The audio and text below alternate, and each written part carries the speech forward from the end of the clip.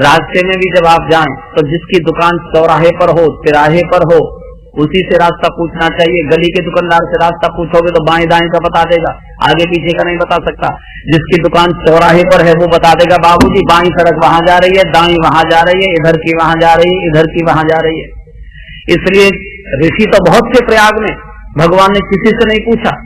भगवान ने सोचा अगर ज्ञान मार्ग पर चला गया तो वो कहेगा कि आत्मा परमात्मा से मिलाओ, ये क्या कीर्तन की ताली बजाते हो, ब्रह्म सत्य जगन मिथ्या इस भूते संसार में क्यों उलझे हुए हो, ध्यान करो पहुंच जाओगे ऊपर। कहीं यो सत्कर्म मार्गी के पास चले गए तो वो कहेगा कि ये क्या ढोल नगाड़े बजाने से भगवान नहीं मिलेगा। भगवान गीता में कह गए कर्मण्यवाधिकार से कर्म करो, यह कर्मण्य जीवन नहीं चाहिए। भक्ति के मार्ग वाले पर चलेंगे तो कहेंगे कुछ मत कर, केवल पड़ा पड़ा भगवान का नाम लेता रहे, तेरी सब नैया पार लगाए देंगे। हर एक व्यक्ति अपने बात की आग्रह रखेगा, लेकिन भरद्वाज ऋषि तीनों का समन्वय और मार्ग हमेशा उसी से पूछिए जिसमें सब प्रकार की विचारधाराओं का समावेश है। आज बड़ी भारी विपत्ति देश पर इस बात की है कि जिसने जो मार्ग पकड़ा है उसी को सत्य बता रहा है, बाकी सबके बारे में आलोचना कर रहा है। हमने जो मंत्र दिया है इसी को जपोगे तभी मुक्ति मिलेगी, नहीं तो नरक में चले जाओगे। हमारे पूजा पद्धति को मानोगे तभी तुम्हारा कल्याण होगा, नहीं तो डूब जाओगे। आज अपनी अपनी बातों को पकड़कर लोगों में सांप्रदायिक विद्वेष इतना पैदा हो गया। अगर एक गुरु का शिष्य किसी दूसरे के प्रवचन को सुनने चला जाए तो गुरु जी श्राप दे देते हैं। अगर एक गुरु का शिष्य किसी दूसरे आश्रम में जाकर भंडारा करा दे तो बस कलह क्लेश शुरू हो जाता है। ये बड़ी मुश्किल है।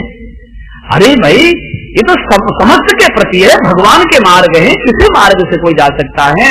इसलिए जिसके मन में समस्त विचार धाराओं के प्रति आदर है, चाहे आप ज्ञान मार्ग है, हमारा मार्ग एक निश्चित हो सकता है हमने माना, लेकिन बाकी जितने मार्ग हैं ये सब भगवत प्राप्ति के मार्ग हैं। यहाँ इस मंदिर में आने के लिए सैकड़ों सड़कें दिल्ली से आ रही हैं। ये जरूरी नहीं है कि सब आप वाली सड़क से आएंगे सब मंदिर के अंदर, आएंगे सब कथा के पंडाल के अंदर। कोई किसी मार्ग से आएगा, कोई किसी मार्ग से आएगा। लक्ष्य अगर मालूम है कि हमको मंदिर में कथा सुनने जाना है तो मार्ग फिर झगड़े नहीं करते, सभी मार्ग यहाँ आते। लेकिन आज मार्गों का झगड़ा हो गया। इसलिए किसी ऐसे महापुरुष के मार्गदर्शन में रहिए जो सब प्रकार की विचारधाराओं के प्रति खुला हृदय रखता हो, समन्वय का भाव रखता हो, संगठन का भाव रखता हो, मिलाने का भाव रखता हो, उदार भाव रखता हो, जिसमें सांप्रदायिक विद्वेष न हो, किसी के प्रति मन में कोई घृणा न हो। ऐसा जिसके हृदय में भाव है, ऐसे किसी ऋषि से, ऐसे किसी संत से, ऐसे किसी महापुरुष से मार्गदर्शन। और भरद्वाज ऋषि ने अपना मार्ग नहीं बताया, 50 शिष्य दौड़ कर आए, महाराज हमारे मार्ग से चलो, हमारे मार्ग से चलो। भरद्वाज ऋषि ने उनमें से 4 का चयन किया है। 50 संप्रदाय थे, भरद्वाज ने संप्रदाय नहीं पकड़ाया। 4 विद्यार्थी वेद के प्रतीक बताए गए। वैदिक मार्ग का अनुसरण करिए।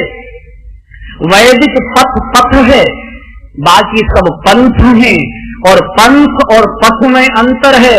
पंथों में झगड़ा है, पंथ झगड़ने के लिए होते हैं और पथ शांति पूर्वक चलने के लिए होते हैं। आप पथ पर चलिए, शांति से पहुंच जाएंगे।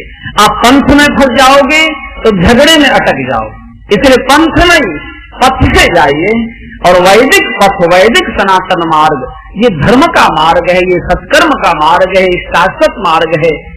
वैदिक मार्ग का अनुसरण करेंगे, बिना रोक टोक, बिना किसी ठोकर खाए, बिना किसी गड्ढे में गिरे, बिना किसी खतरे के, आंख बंद करके चलते जाइए, चित्रकूट पहुंच जाओगे, कोई खतरा मिलेगा नहीं। भगवान के चरणों का दर्शन आपको हो जाए। वैदिक सनातन मार्ग ये सर्वोच्च मार्ग। भगवान यहाँ से चले, धन्य धन्य करते जा रहे हैं। गांव गांव के लोग गदगद हो रहे हैं। प्रभु वाल्मीकि ऋषि के आश्रम में आए, और जैसे ही वाल्मीकि जी को पता लगा है भगवान आए हैं, दौड़कर द्वार के बाहर स्वागत करते हैं। प्रभु को दर्शन करके आज वाल्मीकि जी इतने गदगद हो गए, आश्रम में ले गए, आसन दिया है, नाच नाच के आरती उतारी है। राघव, आज कितना मेरे हृदय में आनंद उमड़ रहा है, मैं वर्णन नहीं कर पाऊंगा। गोस्वामी जी ने लिखा है, मन आनंद भारी, मन आनंद भारी।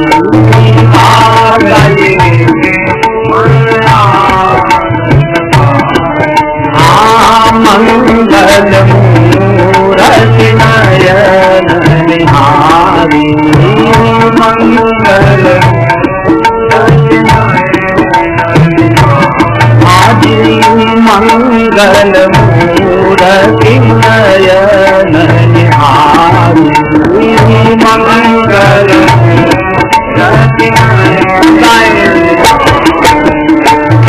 अवतारी कमल जोड़ी रघुराई, अवतारी कमल जोड़ी रघुराई, बोले वचन श्रवण सुखदाई, बोले वचन श्रवण सुखदाई, तुम कृताल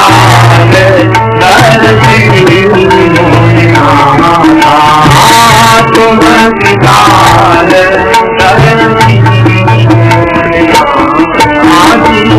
दीपवदर दीप तुम्हारे हाथा, दीपवदर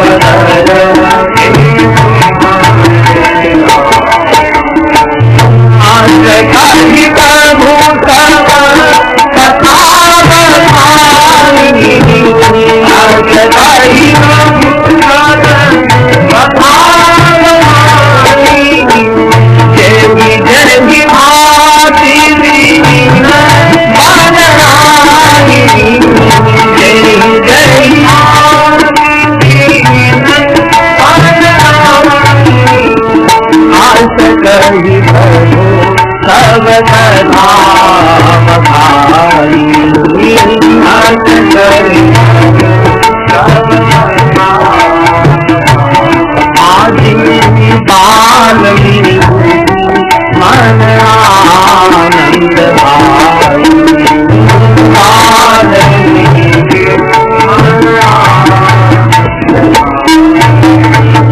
आज वाल्मीकि जी के मन में प्रभु दर्शन का भारी आनंद है। मंगल मूर्त नयन निहारी, नेत्रों से भगवान की मोहनी झांकी का दर्शन डूबे है वाल्मीकि जी। भगवान ने कहा ईश्वर आप तो त्रिकाल दृष्टा है, तुम त्रिकाल दर्शी मुनिनाथा, जगत के सारे तत्व आपके हाथ में बेर के समान, विश्व बदर जिन तुम्हारे ही हाथ था, अब आपसे क्या छिपाना। भगवान ने जैसे जैसे वनवास की घटना प्रारंभ हुई थी तैसे तैसे जब बताना प्रारंभ किया, यही भांति दीन बन रानी, तो वाल्मीकि जी ने रोक दिया। बोले आप मुझे कुछ मत बताइए राघव, मुझे कुछ बताने की आवश्यकता नहीं, मैंने सारी लीला यहाँ बैठे देख ली। और सुनो, जगत के लोग तो तुमको शायद नहीं पहचानते होंगे कि तुम कौन हो, मैं तुम तीनों को जानता हूँ। तुम साधारण मानव नहीं हो। कौन हो? वाल्मीकि जी भगवान का अलौकिक परिचय दे रहे हैं। राम तुम जगदीश माया जानती, बहुत सुंदर स्तुति है, सब गाइए।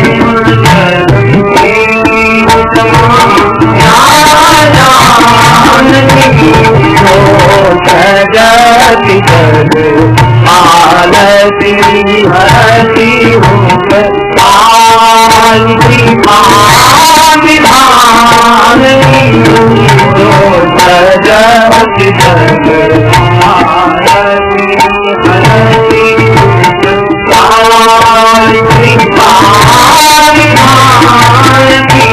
जो सहज दीन अहीन माही भर सकल धनी राजन धनी, जो सहज दीन अहीन माही भर सकल धनी राजन धनी,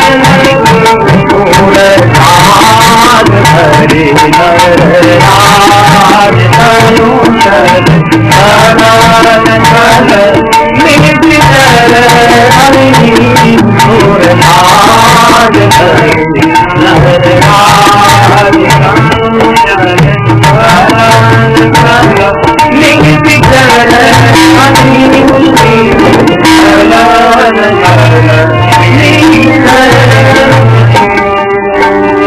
तीनों का अलौकिक परिचय दे। सुरक्षेत पालक राम तुम और जानकी जी आपकी वैष्णवी माया है, आह्लादनी शक्ति। जो आपके रुख को देखकर जगत का सृजन करती हैं, पालन करती हैं और प्रलय करती हैं। लखनलाल शेष के अवतार हैं।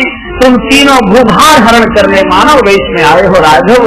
राम स्वरूप तुम्हार वचन अगोचर बुद्धि पर अविगत अकस अपार। नेत नेत नित निगम कह राघव, तुमको बुद्धि समझ नहीं सकती, वाणी तुमको बोल नहीं सकती, लेखनी तुमको लिख नहीं सकती।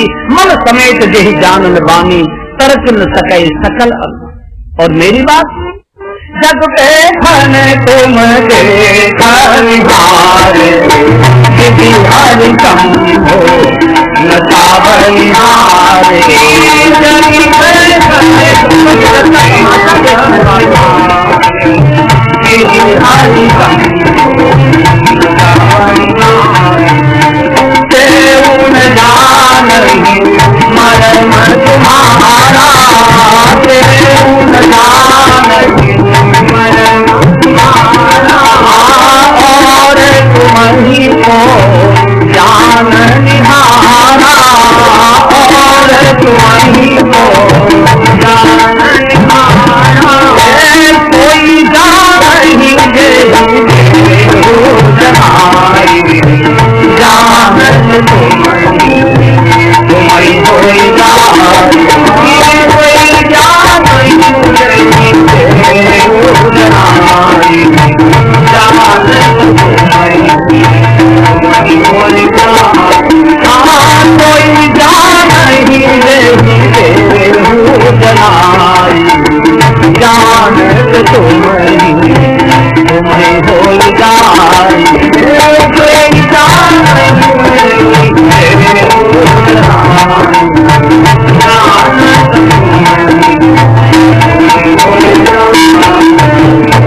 वाल्मीकि जी कहते, अरे तुम तो सारे जगत को नचाने वाले, सारे जगत का तमाशा देखने वाले, ब्रह्मा विष्णु भी तुम्हारे इशारे पर नाचते हैं। जग पेखन तुम देखन हारे, विघहरि शंभु नचावत। जब वे तुम्हारी महिमा नहीं जान सकते और कौन जाने? राघव, तुमको तो वो जान सकता है जिसको तुम जनाना चाहो, कोई जाने। भगवान मुस्कुरा दिए। भगवान ने कहा, ऋषिवर अब आप ठीक कहते हैं, अब जो भी है, अब मेरी एक प्रार्थना है। क्या है? बोले 14 साल के लिए पिताजी की आज्ञा हुई है, वन में रहना है, हमको थोड़ी सी जगह, कोई 100-200 गज का प्लॉट दिलवा दें, जहां हम कुटिया बनाकर कुछ दिन निवास कर सके, और हमारे रहने से किसी ऋषि की साधना में विक्षेपी न हो। जिनके व्यवहार से मुनियों को, तपस्वियों को क्लेश होता है, वो राजा जीते जी ही अग्नि में जल जाया करता है। इसलिए हमारे कारण किसी को विक्षेप क्लेश न हो, थोड़ी सी जगह। वाल्मीकि ऋषि से भगवान ने रहने की जगह पूछी, इन्हीं से क्यों पूछी? वाल्मीकि जी की जो साधना थी निर्वैर थी। आ गया संपर्क में जो धन्यता पाई उसने, गुरु गोलवलकर जी के लिए बोला जाता था, आ गया संपर्क में जो धन्यता पाई। तत्सन्निधो वैर त्याग है, अहिंसाया प्रतिष्ठायाम तत्सन्निधो वैर त्याग है। जहां अहिंसा की इतनी बड़ी प्रतिष्ठा थी कि सारे के सारे जंगली जानवर वैर छोड़कर एक साथ क्रीड़ा करते थे, एक साथ खेला करते। अहिंसा का अर्थ ये नहीं है कि आप किसी पर क्रोध न करें। कई बार आप कायरता के कारण भी क्रोध नहीं करेंगे। अहिंसा का अर्थ ये है कि हम तो क्रोध करें ही ना, लेकिन हमको देखकर भी किसी को क्रोध न आए, अपितु क्रोध वाले को हमको देखकर क्रोध शांत ही हो जाए, उसको अहिंसा कहा गया। अगर हमको देखकर किसी को क्रोध आ रहा है, इसका अर्थ है हमारे भीतर हिंसा का भाव है। कोई न कोई ऐसी बात है कि हमको देखकर व्यक्ति क्रोध कर रहा है, तो हमको देखकर भी क्रोध शांत हो जाए। वाल्मीकि ऋषि के आश्रम की सीमा में आते ही सिंह अपना हिंसक समाज छोड़ देता था। सिंह और बकरी एक साथ पानी पीते थे, एक साथ क्रीड़ा किया करते थे। आ गया सब, ऐसी अहिंसा चाहिए। वाल्मीकि जी का राघव, वैसे तो तुम सर्वत्र व्याप्त हो, आखिर कौन जगह मांग रहे हो? बोले महाराज घर से निकाल दिया गया हूं तो कहीं तो रहना पड़ेगा। वाल्मीकि जी की जरा हंसी मजाक पर उतर आए। बोले अभी तो तुम जगह मांग रहे हो, फिर कहोगे मेरी कुटिया बनवा दो। मैं कुटिया कहां से बनवाऊंगा? जंगल का साधु कहां से बांस लाऊंगा? कहां से रस्सी? कहां से फूल? भगवान ने कहा नहीं ईश्वर, केवल थोड़ी सी जगह चाहिए। इतनी थोड़ी जगह मिल जाए, कुटिया बनाने के लिए 2 महापुरुष मेरे साथ आए।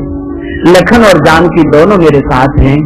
इनके प्रयास से, इनके सहयोग से कुटिया हमारी बन जाएगी, हमको थोड़ी जगह चाहिए। अब थोड़ा सा इस कथा के गंभीर प्रदेश में आप प्रवेश करें।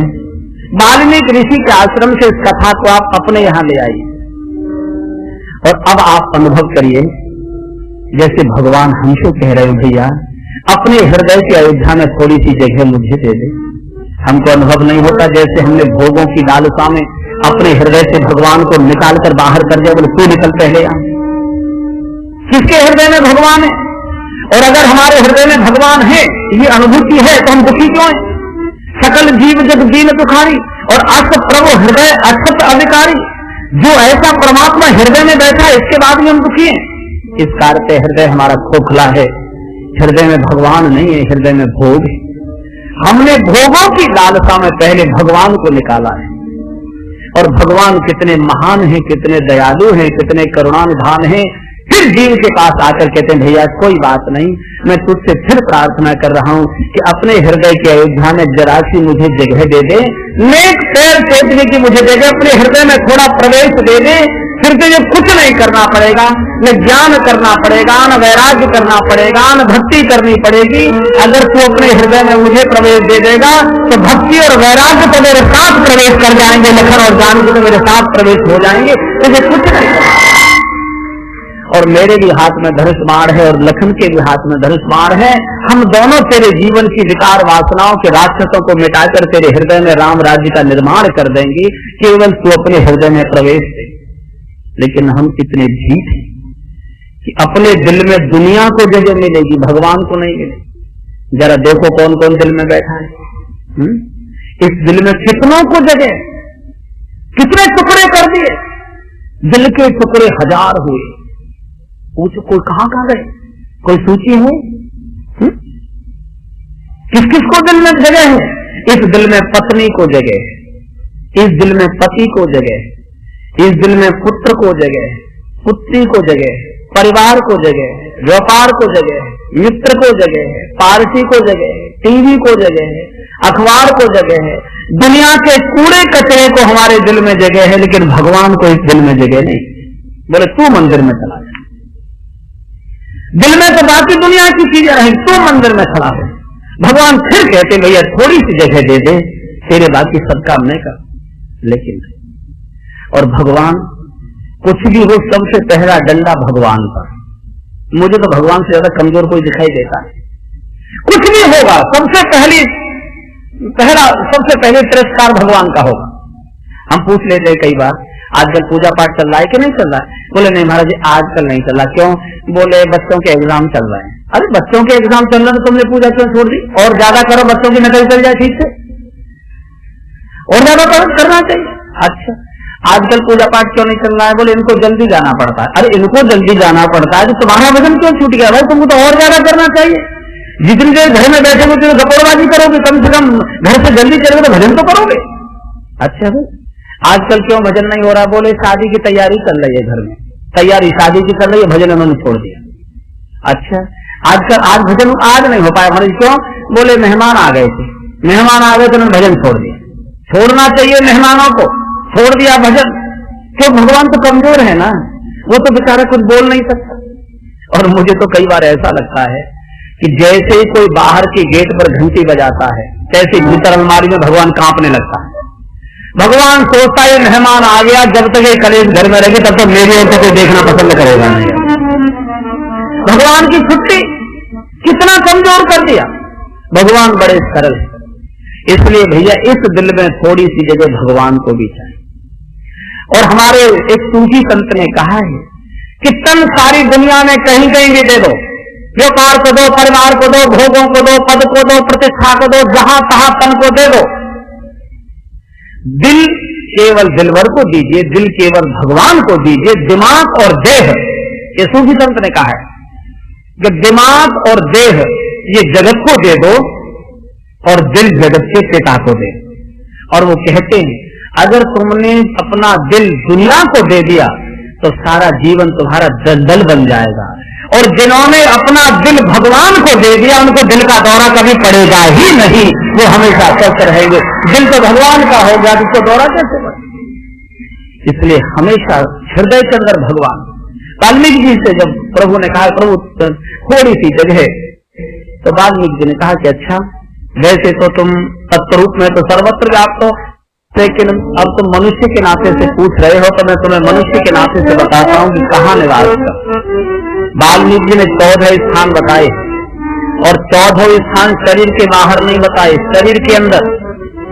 याति देही याति डोला, भगवत प्राप्ति इसी शरीर से, इन्हीं आंखों से, बाहर नहीं। भगवान के साधन है ये, प्रभु प्राप्ति का साधन है।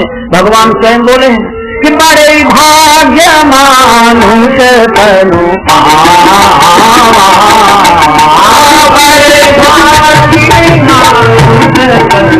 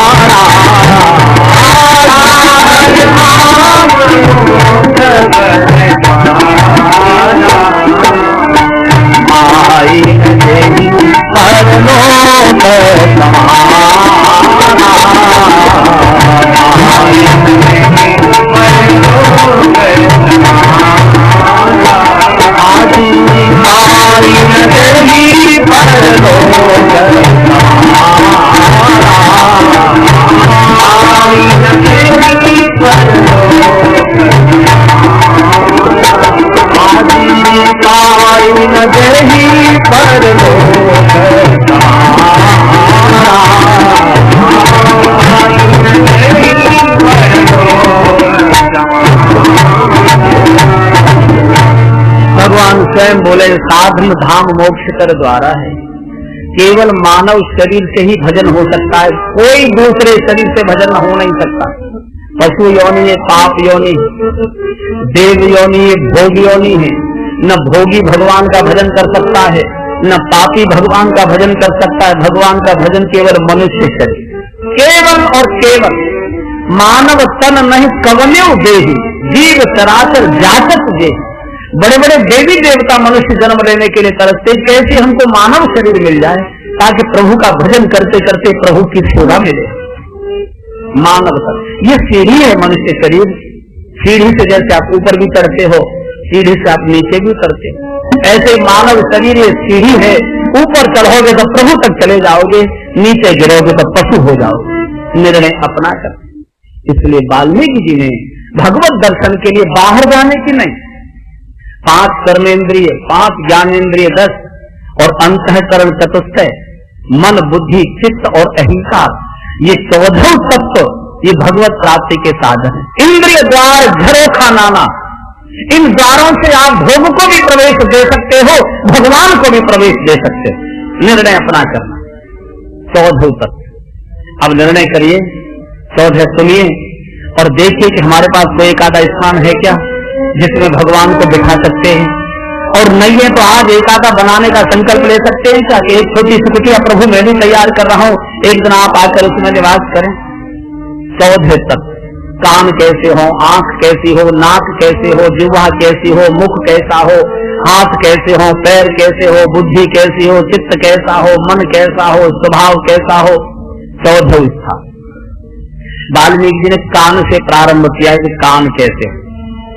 किसी ने वाल्मीकि जी से पूछा महाराज इंद्रिय तो और भी थी, आपने कान को प्राथमिकता क्यों दी?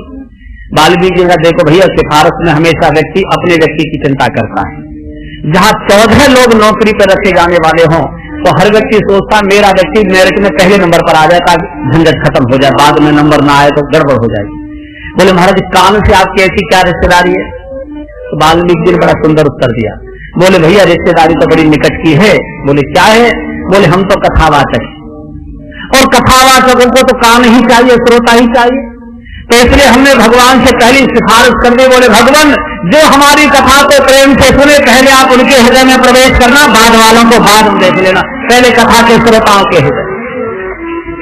और कथा के श्रोताओं के लिए वाल्मीकि जी भी सिफारिश करके गए हैं कि जो भाव से आपकी कथा सुने पहले आप उनके हृदय में निवास करें, बाद वालों को बाद। सबसे बड़ा धर्म श्रवण है।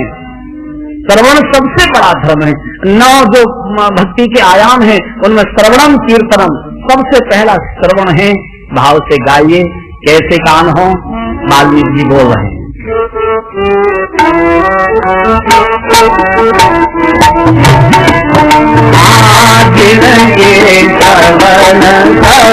समुद्र समाना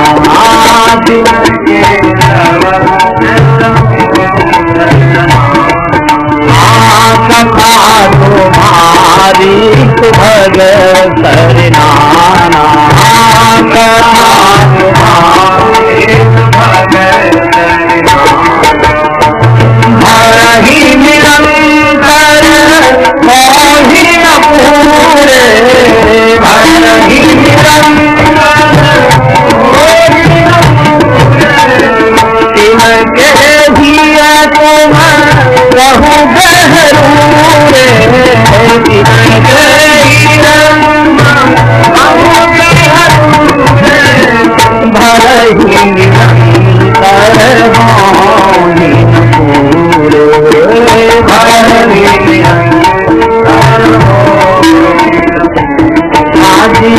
जिनके श्रवण समुद्र समाना, जिनके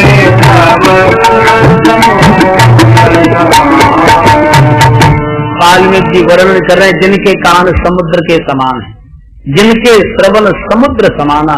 समुद्र में दुनिया की नदियां दौड़ दौड़ कर जाती हैं और अपने जल के अस्तित्व को उसमें विलीन कर देती हैं, समुद्र में अपने को खो देती हैं और समुद्र की भी कभी तृप्ति नहीं होती। भराए निरंतर होई न पूरे, समुद्र कभी मना नहीं करता नदियों को, कभी ऊबता नहीं, बस बस अब नहीं आना, अब जरूरत नहीं, सबको स्वीकार करता है। ऐसे जिनके कान है, अर्थात जिनके कान समुद्र के समान हैं और आपकी कथा रूपी नदियां दौड़ दौड़ कर कान रूपी समुद्र में प्रवेश कर रही हैं और कथा एक कान से प्रवेश करके दूसरे कान से निकल नहीं रही, अपितु रोम रोम में कथा विलीन होती जा रही है। और भरे निरंतर होए न पूरे, कथा सुनते सुनते जिनके कान कभी तृप्त न होते हों, कभी अघाते न हो, कभी भरते न हो, कभी उबते न हो, ऐसे जिनके कान हैं उनके हृदय में आप निवास करें और सुने और सुने और सुने, सुनते ही रहे, जहां तहां हर कथा सुनने को मिले तहां तहां सुनते। प्रथु महाराज 10,000 कान मांगते, मुझे 10,000 कान चाहिए ठाकुर। प्रभु ने कहा क्या करोगे 10,000 का? मैंने 2 कानों से कथा से तृप्ति नहीं होती है, 10,000 कानों से सुनना चाहता हूँ। 2 कानों से तृप्ति नहीं होती। कोई 10,000 नेत्र मांगता है, ठाकुर आपके रूप को 2 नेत्र पेट भरकर देख नहीं पाते, 10,000 नेत्र दे दो ताकि आपके मोहनी स्वरूप का ठीक से दर्शन कर। भरे निरंतर होई न।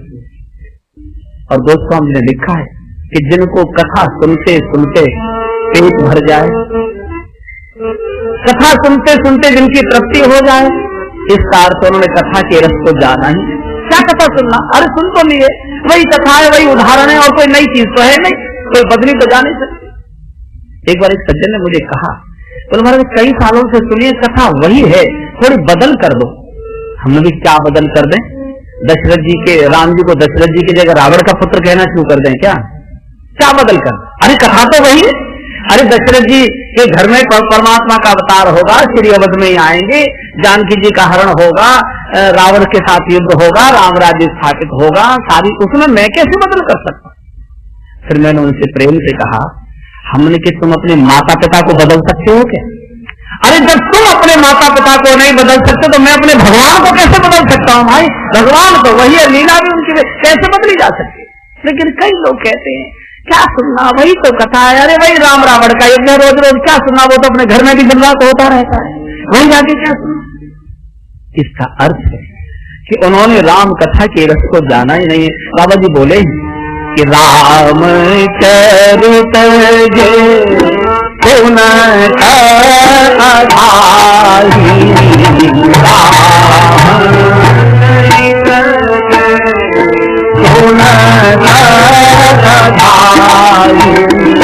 रस गीते सजा